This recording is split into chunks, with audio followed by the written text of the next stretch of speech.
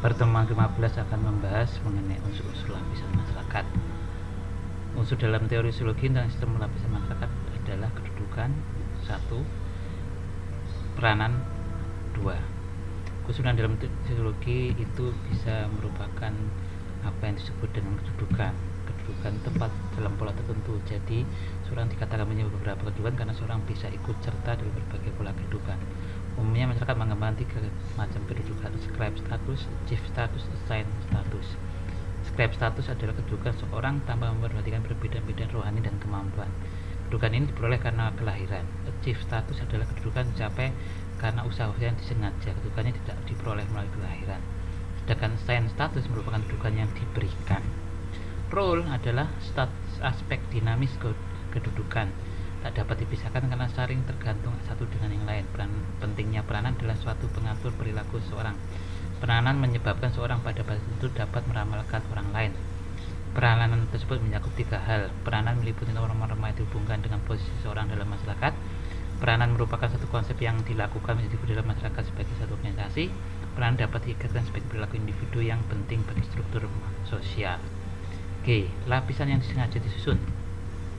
Kester Bernard membahas sistem sosial sengaja disusun dalam organisasi formal untuk mengajar suatu tujuan tertentu. Sistem kedudukan dalam organisasi formal timbul karena perbedaan kebutuhan, kepentingan, dan kemampuan individu. Sistem pembagian kekuasaan dan wewenang dalam organisasi, fungsional dan skalar.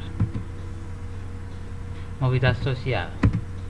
Pengertian umum adalah suatu gerakan dalam struktur sosial, yaitu pola-pola tertentu yang mengatur organisasi suatu kelompok sosial.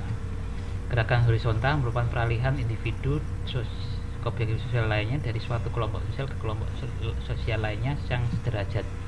Dengan gerakan sosial vertikal dimaksudkan sebagai perpindahan individu atau objek sosial dari suatu kedudukan seorang. Itu tipe gerakan sosial.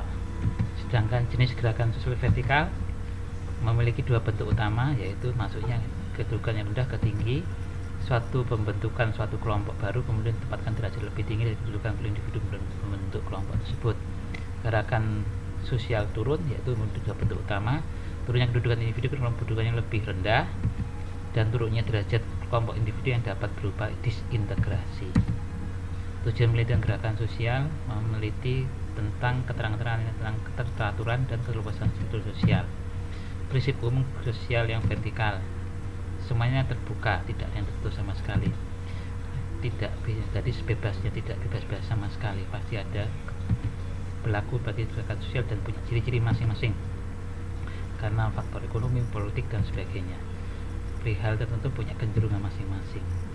Jadi mempunyai saluran-saluran masyarakat yang vertikal melalui saluran tadi disebut social circulation.